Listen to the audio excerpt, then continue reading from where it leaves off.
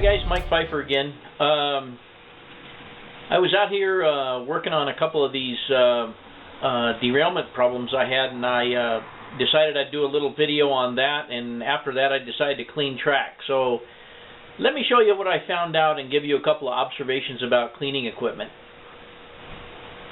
Okay guys, on my derailment, one of my derailment problems, I don't know, you probably can't see it, but anyway, on the inside of this corner right here, I was having derailments coming into this double crossover, which, looking in retrospect, I should have put a piece of straight track in ahead of that double crossover. But that being said, what I did is I decided to wet down the ballast along this inside and outside edges there.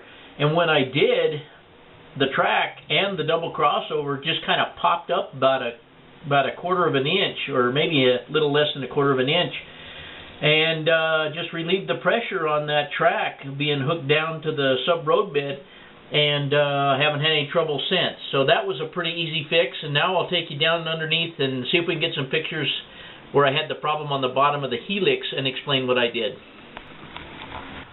Okay guys, we're a little cramped down here, but basically what I had, and as you can see, I'm trying to get some light on it, but you can see that I had this track down here glued to the bottom of the helix with hot glue. Apparently, or it looks like, that I had the same problem as I did up above. What I did is I brought a heat gun down here, heated up that hot glue, and poof, up popped the track. It just needed to be level. I had it sucked down too hard to the board. So basically I just heated it up, the track popped up a little bit into its natural position, and that's where I left it. And so far I've run the SD70 Max, or well, AMAC, around there several times, haven't had any derailment issue, and I was having it coming down this incline right at that joint right there. And that's where it levels out from super elevated to non-super elevated. So anyways, that appears to have taken care of the problem under here. Let me get out of here and we'll recap some of this a little bit. Okay guys, in recapping that just a little bit, I don't know how that's going to turn out on video, but we'll play it by ear.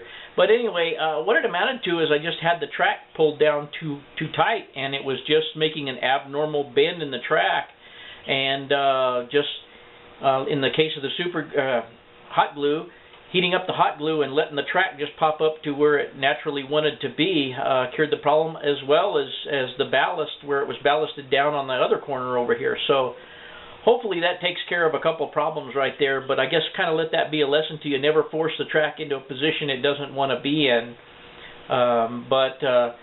I think it's all working now, and we all know that the minute you turn your back, something will go wrong. But for right now, it looks like I have my two derailment problems taken care of.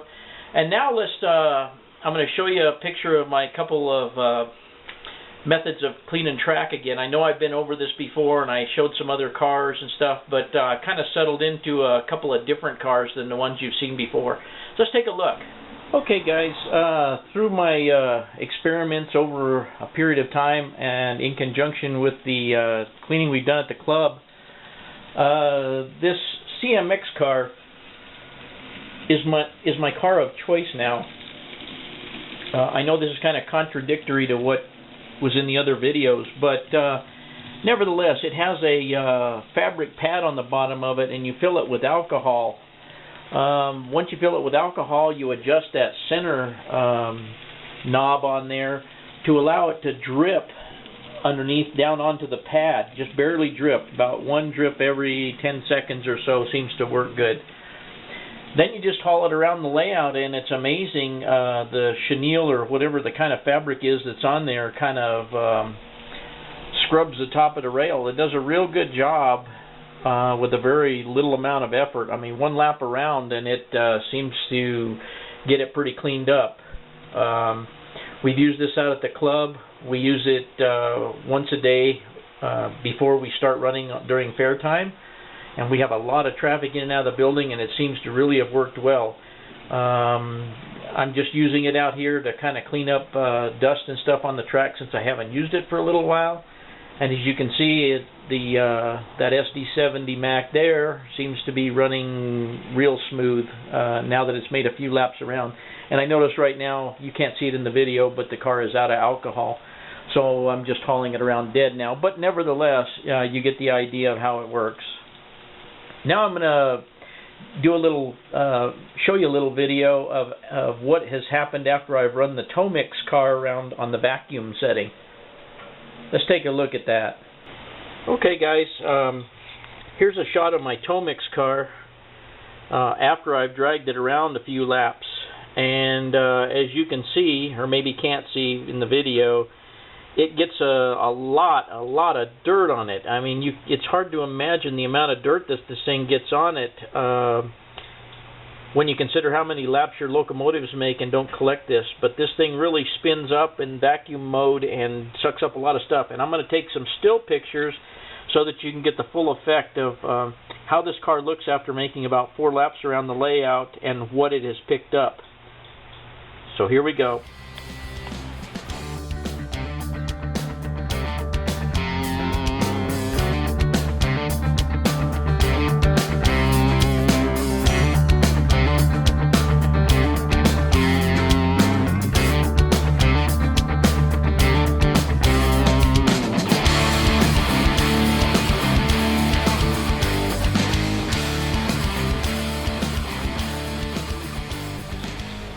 So there you have it, guys.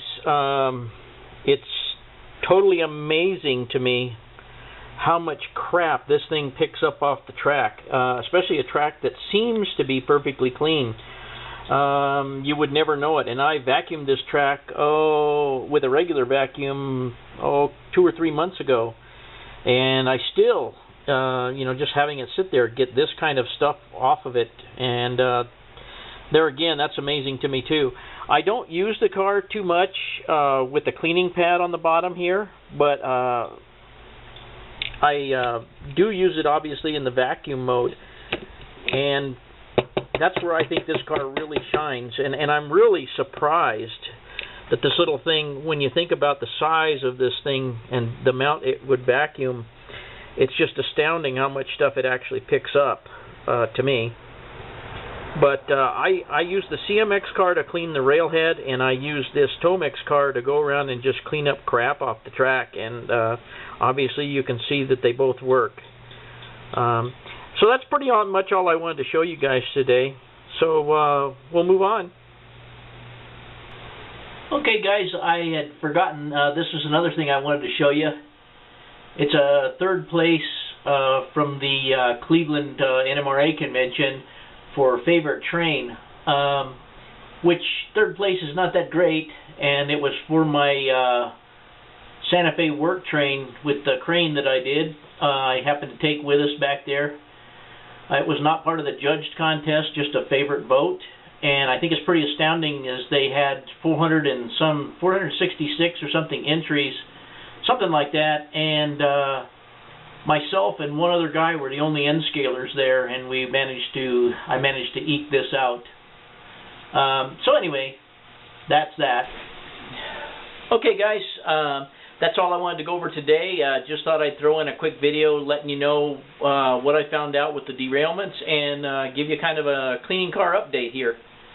So you guys have a good time and have fun with your layouts, and we'll talk to you next time.